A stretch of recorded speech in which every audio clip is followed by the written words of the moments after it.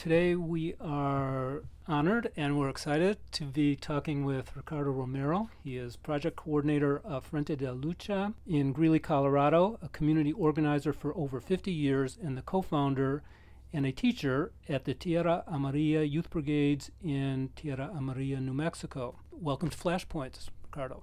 Hey, thanks for having me, Ken, and it's good to see you again. Absolutely. So, can you start by telling us a little bit more about what's most important to know about you and the work you've done in education and more broadly in the Chicano-Mexicano movement? I know you have an enormously long history, so just a couple of the things that are most important for us to know. Well, basically, I think the most important aspect of what I've tried to do in my life is reach out to my community and my people and try to help our youth and try to bridge this whole gap in terms of what's going on with education right now, and it's been a never-ending situation for us since we became a colony of the United States, and they transformed our way of thinking and our way of living into putting us into a negative situation about ourselves. And I think to me that's what we try to do, is to bridge that gap and see how we can transform that. Thank you for that. Can you give us some background about the Tierra Amarilla Youth Brigades, a little bit about when the program was started and how long it's been operating? Well, the 1989, we got a call from New Mexico that they were going to expel, take this Flores family off the land that they had occupied for like 15, 20 years. And so I went down and I met with Amador Flores, and we talked, and I told him he wanted our support as the Mexican National Liberation Movement in occupying this land. And I told him, well, we could probably do that, but we have some things we have to really be straight on and straight up about, and we will not fight for land that belongs to heirs. We'll fight for land for our people and for our community. And so he agreed, and we went ahead and occupied this land, fought the developers that came in from Arizona, land developers that wanted to build a ski run and build these condominiums to make it a haven for rich folks from back east to come in and the winter time and have a pleasurable 2-week vacation. And based on that, we occupied it and the land for 16 months. And because of some legal discrepancies that came up, the judge was in collusion with the developers. They made us a deal, and they offered us 217 acres of land and a monetary settlement. The Flores family took the monetary settlement, and we created a consejo, a council of people and elders and young people, and we took the land. And so that's how that happened, and that happened in 1990. Can you say some about the program itself? What is the purpose of the Youth Brigades? Well, we always had this dream, and I guess you would call it a dream, that if we would have some land, we could create an alternative to what's happening for our youth. And we used to talk about it as el campamento del pueblo, the people's camp. And when we won this land settlement, then we said, well, we have access to this land, so we're going to start seeing what we can create as an alternative in educational measures for our youth. So from there, the idea came, well, we'll just create these, we'll call it the Youth Brigades, and we'll bring youth from the urban centers into the mountains of northern New Mexico, and we're going to create a curriculum and develop a school based on no model. We're going to start from scratch and see how it goes, and that's basically what we did. Mm-hmm. Although you personally had some history as an educator in the Chicano movement. Well, I was one of the co-founders of Escuela Tlatelolco, the independent school that was started in the Crusade in 1969. I taught there from 1969 to 73, and I studied with some Mexican historians, brothers that came from Mexico, and I got into the pre-Columbian studies, which I really loved, and thought it was really an essential aspect of our history and culture that we were being denied. And so we created the Las Siete Culturas de las Americas, the seven cultures of the Americas. And it was the Olmeca, the Maya, the Teotihuacanos, the Toltecas, Chichimecas, Zapoteca, Mixteca, and the Nahuatlacas. And so I learned so much for myself as a younger person, and it really inspired me that I thought it was something that we had to transform to the youth. So what we did at Escuela Tlatelolco was, instead of having grades, we created the seven cultures. The first grade was the Olmecas. Kindergarten was the Olmecas. First grade was the Mayas, and so forth, you know. So what actually happens at the Youth Brigade when students go there? What does a typical day look like? Well, what we've set up is it's not a liberal school or camp. No way. It's a very disciplined, and we have one half day of work and half day of school. And you get up at 5:30 in the morning. You go on a 2-mile hike to start the day. And then we have all our work sessions in the morning. We don't have electricity. We don't have running water. And so I think those are two of the main pluses that have really helped. They make it's a real hardship. We live in tents. We build a kitchen, and we have 4 classrooms that we built kind of on the land there, and one classroom that's covered, and the others are like in a gazebo style. They're cheaper to do, and we don't have a lot of resources, so that's what we did. And the day looks like that. You know, you get up early, you go for your hike, you come back, you have breakfast, you start your work. Brigades in the morning, hauling water, cutting wood, cleaning the kitchen, cleaning the outside toilets. And we change that every day, so there's a different group every day doing that, and that's kind of how it goes. And then school in the afternoon.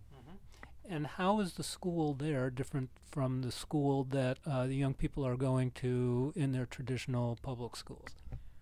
Well, I think the essential part of the difference is that we removed the young people from their social conditions in the barrios and ghettos of the cities, and brought them into this independent setting. It's this land that we say it's the first liberated zone in occupied Mexico, and so the young people then are able to set down the criteria for what the discipline's going to be. We set up the curriculum in terms of what we want to teach and how we want to teach it.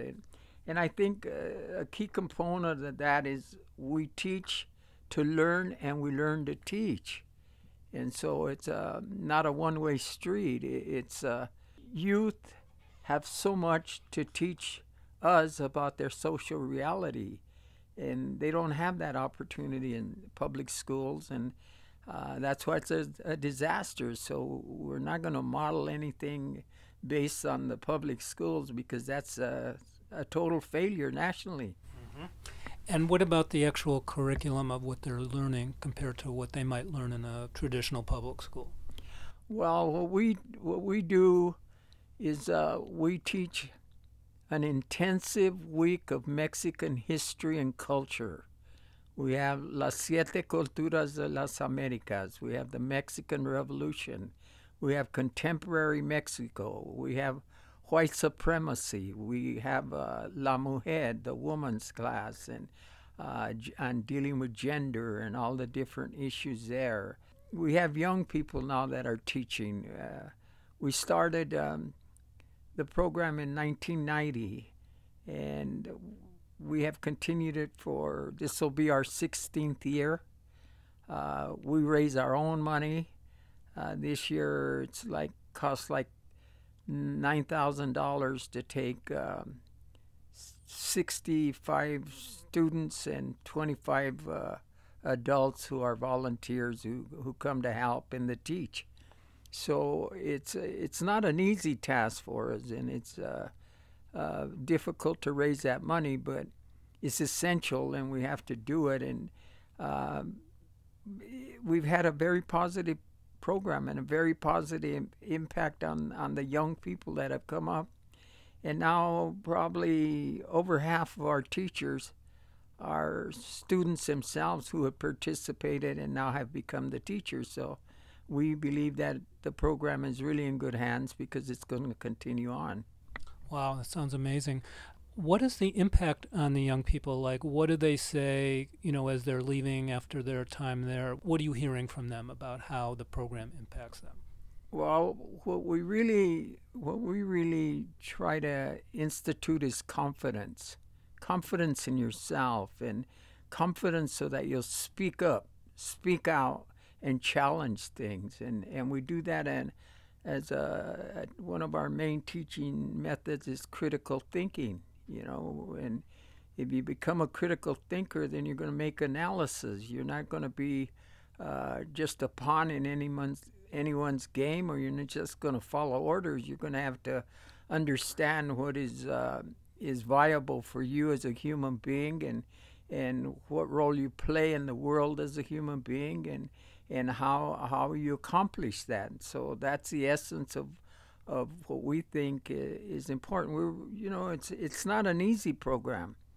We will not allow you to bring your cell phones, and when there was boom boxes, we didn't allow them to bring no boom boxes or any of these things, because we only have a 7-day period to do this. So it has to be very intensive.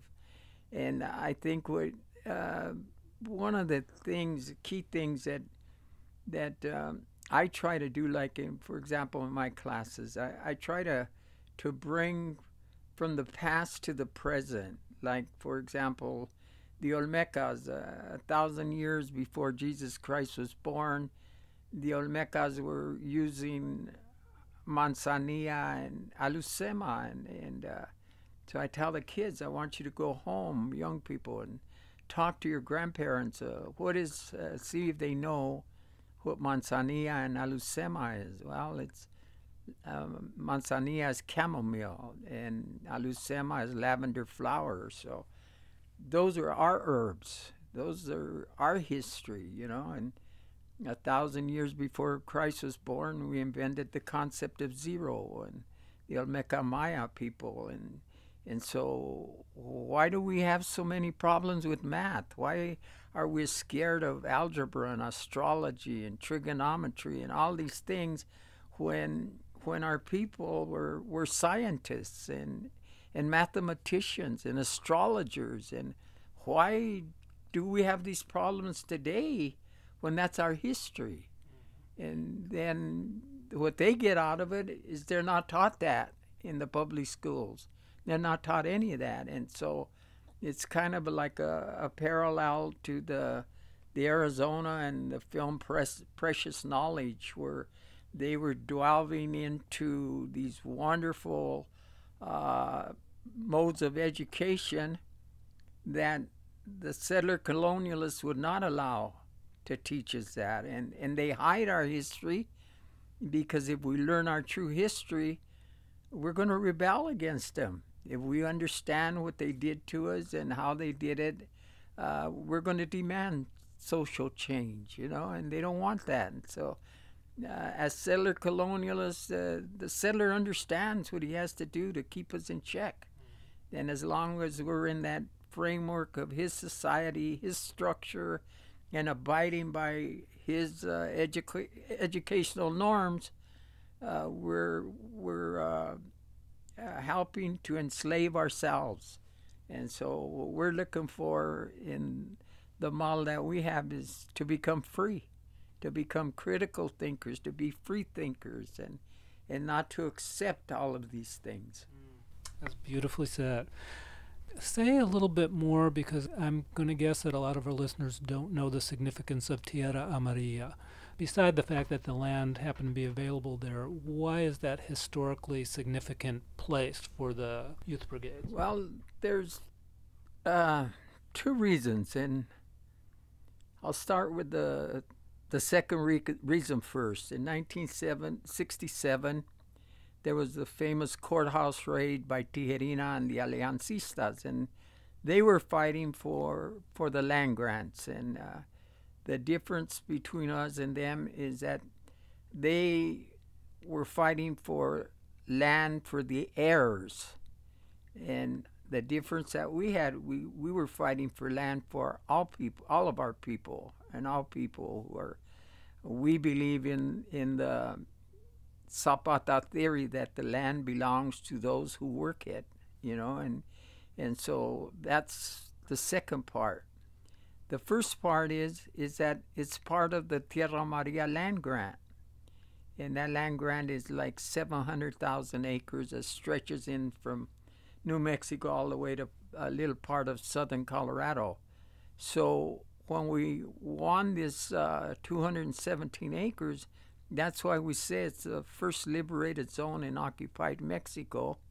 And then we have put the land into a land trust, and that's the best way we can protect it at this time. The land belongs to no one. Nobody can own it, but everybody that works it can share it, and that's the concept. And I believe that's what makes it so important. As long as we can hang on to that theoretical aspect that the land belongs to those who work it. Great. And the young people who come are not just from Tierra Amarilla. Are they coming from other parts of the country or from Mexico? Where are they coming from? We've had young people from Denver, from Greeley, from Pueblo, Colorado, from Chicago, Illinois. We, for about a 4-year period, we had different gang members from the Latin Kings. This year we will have our first group from East LA, I think a high school group that's going to be coming. We had the Malcolm X grassroots come for 2 years, and from Georgia and Mississippi and down south, and it was a wonderful, beautiful experience because we taught them Mexican history and they taught us black history. And so that made it very positive. The thing that we can't really broaden out on a mass base is the question of economics and the ecology of the land. Probably when the new Africans came, I think we had 90 students that year, and that's probably about the max that we could do at this time period. We have built a kitchen there that's 30 by 40 feet. We built an enclosed classroom, and then we built like 3 gazebo classrooms, and we did that all ourselves. I can't explain to you, we've hustled here and there and picked up scrap wood that people didn't want, 2x4s, 2x6s, 2x12s, whatever, and we made them work. We bought a little cabin this guy was selling, and we tore it down, we marked it all up, and that's how we built our kitchen. And we have 4 outside toilets, and it's just a very different place, and it has a lot of significance. And usually some years, the first 2 days we get there, young people hate it and they want to run away. And then when it's time to come home, you'll see some of these supposedly tougher kids from these neighborhoods and ghettos and barrios start crying. They don't want to go home. They want to stay another week. And it's been a learning experience for the teachers and the students, and and we are going to continue to make it something better. We've got a building up above that we built with the help of the students when we go up, and it's 20 feet by 40 feet, and it's the first building of the first Mexican university in the United States. We haven't opened it. It's going to take a long time for us to do it, but these younger brothers and sisters, that's going to be their task, and I believe they'll be able to do that in the future sometime. That is so beautiful. What do you think are the lessons for people who support social justice, whether they're educators or not educators? What are some of the lessons that they could learn from what you've done with the youth brigades in Tierra Amarilla?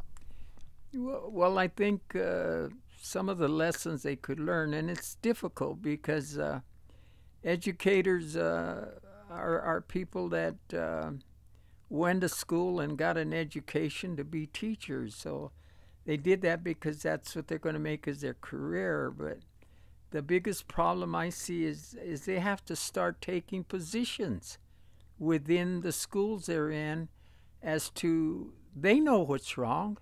They know more than the average person what's going on in education, but they fear for their pension, they fear for their job, and I'm not saying they should give up their jobs and stuff, but you have to fight for change. What's going on, most teachers know is a sham. Most teachers understand that it's a horrible thing, this teaching to the test, but they don't really challenge it. And until they do, hey, you got to create alternatives. And it hasn't been easy for us. We have a life, we have families, and we sacrifice for the not just the extension of our families, which is all the people. And that's the attitudes we have to affect social change. And it's very difficult in this country because people equate like a 30-year mortgage on a house and a 5-year mortgage on a car, and they can stretch it to 8 years as freedom and independence. And the greatest thing in the world is happening here, you know. And so they have to kind of reawaken their intellect and see where it is that they want their kids to go in the future. And, you know, we don't believe that you just get kids conditioned and set up the schools so that there's a failure syndrome or there's an economic disparity within the schools that sends you off to the military to go kill people you don't even know, to control, so that the people in power and the corporate structure can keep controlling everything. We don't believe that's right, and this is a good way to fight it, but teachers have to take a stand. I'll mention one teacher, Sal Castro, East LA, took a stand, lost his job, came back, was reinstated, finally retired and everything. And it may have not affected a lot of changes, but it created, he left his little grain of sand. And that's what the best we can do. But we got to do something, and that's what I think is the biggest problem, is the complacency of teachers, and intellectually they know it's wrong. Very well said. I've asked everybody I've interviewed 2 questions. I'm going to ask you the same one, see what thoughts you have. What most concerns you about the future of public education, and what makes you most hopeful about the future? Well, I think the future of public education is the big push is going to be for privatization. That they're going to push. They're already starting that.